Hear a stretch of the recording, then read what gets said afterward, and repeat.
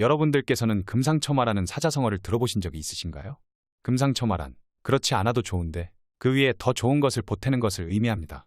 그런데 여기 프리미어리그에도 금상첨화의 상황을 맞이한 구단이 있어 눈길을 끌고 있습니다. 바로 맨체스터 시티입니다. 맨체스터 시티는 맨체스터 더비에서 승리하고 잉글랜드 축구협회컵에서 우승했습니다. 이제 맨시티의 통산 두 번째 트래블까지는 한 번의 승리만을 남겨뒀습니다. 맨시티는 영국 런던의 웸블리 스타디움에서 열린 2022-2023 시즌 FA컵 결승전에서 만난 맨체스터 유나이티드를 2대1로 제압했습니다. FA컵 결승 무대에서 펼쳐진 첫 맨체스터 더비에서 승리한 맨시티는 2018-2019 시즌 이후 4년 만이자 통산 7번째 대회 우승을 달성했습니다. 앞서 잉글랜드 정규리그인 프리미어리그에서 우승한 맨시티는 시즌 2관왕인 더블도 이뤄냈습니다. 맨시티는 오는 11일 이스탄불의 아타튀르크 올림픽 스타디움에서 인터밀란을 상대로 7일 챔피언스리그 결승에서도 승리하면 통산 두 번째 트래블을 이루게 됩니다. 맨시티는 앞서 2018-2019 시즌의 정규리그와 FA컵 그리고 리그컵에서 우승의 첫 트래블을 달성한 바 있습니다. 잉글랜드 구단 중 챔피언스리그 우승을 포함한 트래블을 달성한 팀은 1998-1999 시즌의 맨유가 유일합니다. 당시 맨유는 정규리그와 FA컵 그리고 챔피언스리그에서 우승했습니다. 시즌 막판 완벽한 경기력을 펼쳐 보이는 맨시티 선수들은 트래블을 향한 자신감에 가득 차 있습니다. 하지만 맨시티를 이끌고 챔피언스리그 우승에 실패했던 과르디올라 감독은 마음 놓고 기뻐하지 않았습니다. 그는 최근 3년 동안 챔피언스리그 결승 2번과 준결승에 한 번에 오른 것만으로도 대단한 일이라면서도 진정 대단한 팀으로 인정받으려면 유럽 무대에서 우승해야 한다고 말했습니다. 캡틴인 일카이 균도안은 이날 원맨쇼를 펼치며 맨시티의 우승에 앞장섰습니다. 균도안은 경기 시작 12초 만에 벼락같은 중거리 슈팅으로 마무리해 선제골을 뽑았습니다. 이는 FA컵 결승 사상 최단 시간에 터진 골로 기록됐습니다. 맨유는 전반 33분 브루노 페르난데스의 페널티킥골로 승부의 균형을 맞췄습니다. 하지만 맨시티의 균도안은 후반 6분 오른쪽에서 올려준 프리킥 크로스를 페널티 아크에서 왼발 발리슛으로 연결해 우승골을 터뜨렸습니다. 이로써 맨시티는 와포드를 6대0으로 대파하고 정상에 올랐던 2018-2019 시즌 이후 4년 만에 FA컵 트로피를 차지하며 통산 7번째 우승 기록을 남겼습니다. 이렇게 리그컵에 이어 FA컵까지 우승한 맨시티지만 과르디올라 감독이 두려워하는 선수가 있습니다. 바로 손흥민 선수입니다. 과르디올라 감독은 노골적으로 그가 나를 힘들게 했다며 대놓고 손흥민 선수를 언급했습니다. 트래블을 향해 질주하고 있는 과르디올라 감독은 2022-2023 시즌 영국 매체 스카이 스포츠와 진행한 인터뷰에서 이번 시즌 트래블 후에 이루고 싶은 목표가 있느냐고 묻자 토트넘 원정에서 골을 넣고 싶으며 4년 동안 토트넘 원정에서 이기지 못하고 있다고 답했습니다. 이어 이기지 못할 뿐만 아니라 골도 못 넣고 있다며 특히 손흥민의 활약이 나를 힘들게 했다고 강조했습니다. 그러면서 다음 시즌에는 토트넘 원정에서 꼭 승리하고 싶다고 대답했습니다. 맨시티는 2019년 4월 9일 챔피언스리그 경기에서 0대1로 패했는데 당시 득점자는 손흥민이었습니다. 이후 치러진 프리미어리그 원정 경기에서도 모두 패했습니다. 2020년 2월 2일 경기에선 0대2로 패했는데 당시 경기에선 손흥민과 스티븐 베르베인이 골을 넣었습니다. 2020년 11월 21일 원정에서도 0대2로 졌는데 손흥민이 또 골을 넣었고 지오바니 로셀소도 넣었습니다. 2021년 8월 15일 경기에서도 마찬가지로 손흥민에게 한 골을 허락해 0대1로 패했습니다. 지난해 2월 5일 원정에선 0대1로 졌는데 당시 득점자는 해리케인이었습니다. 이렇듯 과르디올라 감독이 이끄는 맨체스터 시티는 토트넘 원정에서 유독 약한 모습을 보이고 있습니다. 2019년 유럽 챔피언스리그 8강 1차전에서 0대1로 패한 것을 필두로 EPL 경기를 포함해 5연패 늪에 빠져 있습니다. 과르디올라 감독 말대로 5연패 동안 단 한 골도 터뜨리지 못했으며 올 시즌에도 처참한 성적표를 받았습니다. 하지만 과르디올라 감독은 이를 쉽게 해결할 수 있는 방법이 있습니다. 바로 손흥민 선수를 영입하는 것입니다. 현재 손흥민 선수는 토트넘을 떠나야 한다는 비판에 직면해 있습니다. 만년 후보들도 탈트넘을 하게 되면 우승이 보장된다는 말이 있기 때문입니다. 프리미어리그 빅6 중에서 가장 무관에 익숙한 팀은 토트넘입니다. 2007-2008 시즌 잉글랜드 풋볼 리그컵 우승 이후 15년 동안 트로피를 들어 올리지 못하고 있기 때문입니다. 이 과정에서 첼시와 리버풀은 유럽의 챔피언이 됐고 맨체스터 시티와 맨체스터 유나이티드는 리그 챔피언에 등극했습니다.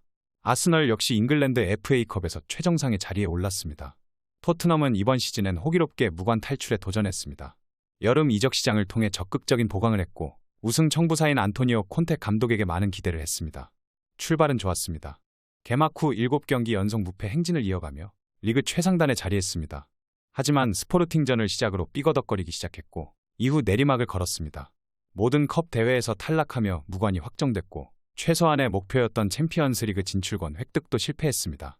설상가상 리버풀과 브라이튼, 그리고 아스톤 빌라에 밀리며 아예 유럽 대항전 자체를 진출하지 못하게 됐습니다. 토트넘에게 이제 무관은 자연스러운 현상이 됐습니다. 이에 국내에선 토트넘의 레전드가 돼가고 있는 해리케인과 손흥민을 향해 안타까운 시선을 보내고 있습니다. 케인은 10년 가까이 토트넘에서 활약하고 있지만 단 하나의 메이저 트로피도 들어올리지 못했습니다. 손흥민도 마찬가지입니다. 2015-2016 시즌 합류 이후 지금까지 약 8시즌을 소화했지만 트로피 진열장엔 먼지만 가득합니다. 하지만 토트넘을 떠난 많은 선수들은 무관의 고리를 끊었습니다. 특히 이번 시즌의 탄기 은돔벨레는 나폴리와 함께 스쿠데토의 주인공이 됐고, 에릭 라멜라와 브리안 힐은 세비야에서 유로파리그 우승을 거머쥐었습니다. 심지어 은돔벨레와 힐은 토트넘 주전 경쟁에서 밀린 후보였기에 그 의미가 더욱 컸습니다. 때문에 손흥민 선수도 이적을 감행해 우승을 해야 한다는 목소리가 나오고 있습니다. 한편 토트넘은 다시 한번 김민재의 영입에 도전했지만 실패했습니다. 이탈리아 칼치오 나폴리 24는 스카이 스포츠 이탈리아 소속 프란체스코 모두뇨 기자의 말을 빌려 김민재는 맨유로 갈 예정이고 또 다른 프리미어리그 구단이 그를 맨체스터에서 빼내려 했지만 실패했다고 보도했습니다. 그 주인공은 바로 토트넘이었습니다. 매체는 토트넘 역시 김민재와 계약하려 시도했지만 김민재는 토트넘을 거절하고 맨유로 이적한다고 덧붙였습니다. 김민재는 이번 시즌을 끝으로 나폴리와 작별이 유력합니다.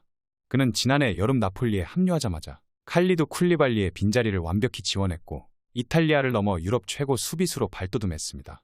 그는 작년 9월 아시아 선수 최초로 세리에에 이달의 선수의 이름을 올리며 역사를 쓰기도 했습니다. 나폴리도 무려 33년 만에 리그 정복에 성공했습니다. 철기둥으로 등극한 김민재는 단단한 수비로 팀의 리그 최소 실점을 이끌며 1등 공신으로 활약했습니다. 세리에 A 최고 수비수도 당연히 김민재의 차지였습니다.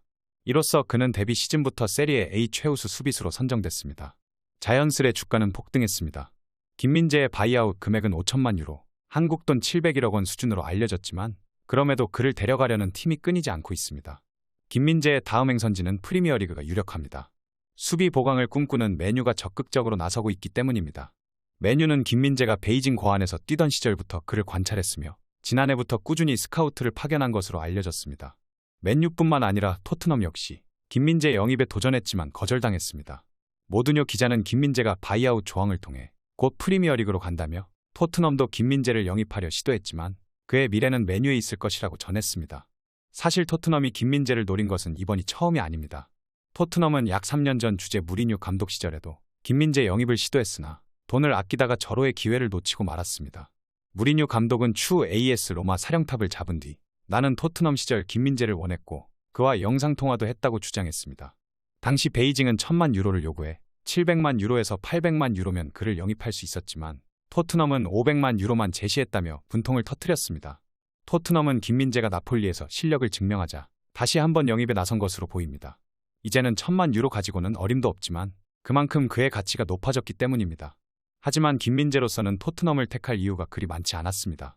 다음 시즌 챔피언스리그에 나서는 맨유와 달리 8위로 시즌을 마친 토트넘은 유럽 대항전에 아예 나서지 못하고 심지어 감독과 단장도 없는 혼란스러운 상황입니다. 반면 맨유는 에릭 테나흐 감독의 지도 아래 팀을 단단히 만들어 나가고 있습니다. 부임 첫 해부터 리그컵을 우승하며 6년 만에 트로피를 들어올렸고 재정 면에서도 토트넘에 전혀 꿀리지 않습니다. 결국 김민재는 토트넘이 아닌 맨유 이적에 가까워지고 있습니다. 3년 전 하늘이 내린 기회를 놓친 토트넘으로서는 이제 맨유 유니폼을 입고 뛰는 그를 적으로 만나게 될 전망입니다. 이렇게 김민재를 놓치고 무너져가는 토트넘이 과연 다음 시즌 반전을 만들 수 있을지 귀추가 주목되고 있는데요. 개인적으로 저는 토트넘의 다음 시즌도 기대가 안 됩니다. 토트넘은 어리석은 선택만을 하기 때문입니다. 무리뉴가 괜히 아직도 토트넘에 분노하는 게 아닙니다. 토트넘은 무리뉴가 김민재 선수를 영입하자고 했을 때 적극적으로 나서야 했습니다. 돈을 쓰기 싫으면 센스라도 있어야 하는데 토트넘은 그것마저 없습니다. 심지어 토트넘의 만년 후보 선수들도 다른 팀에 가면 우승하는 상황을 보니 토트넘에는 저주가 걸린 게 틀림없습니다. 레비가 회장으로 있는 23년 동안 토트넘이 얻은 트로피라고는 리그컵 하나뿐입니다. 상업적인 능력은 분명 대단한 사람이지만 우승할 팀을 만드는 재주는 없는 듯합니다. 제가 봤을 때 이 상황은 레비 회장이 사퇴해야 이 사태가 해결되고 그전에는 어떤 감독이 와도 반복됩니다. 감독들도 선수들도 팬들도 레비를 못 믿는데 클럽이 제대로 돌아갈 리가 없습니다. 돈은 쓰기 싫은데 손흥민과 케인은 잡고 싶고 투자는 하기 싫은데 챔스는 가고 싶고 좋은 감독은 쓰고 싶은데 돈은 아끼고 싶은 레비는 답이 없습니다. 그렇기에 부디 손흥민 선수가 다가오는 이적 시장에서는 레비의 소나기를 벗어나 탈트넘 하길 응원하겠습니다. 오늘 전해드릴 소식은 여기까지입니다. 페페TV 시청자 여러분은 어떻게 생각하세요? 페페TV는 여러분의 생각이 궁금합니다. 댓글로 여러분의 생각을 남겨주세요. 여러분 행복한 일은 매일 있습니다. 아무도 당신에게 상처 줄 자격이 없습니다. 다른 사람들이 아무렇게나 던지는 말에 상처받지 말고 오늘도 세상에서 가장 소중한 당신에게 잘해주기로 약속해요. 가장 큰 성공은 행복한 당신입니다. 그럼 다음 영상에서 봬요. 감사합니다.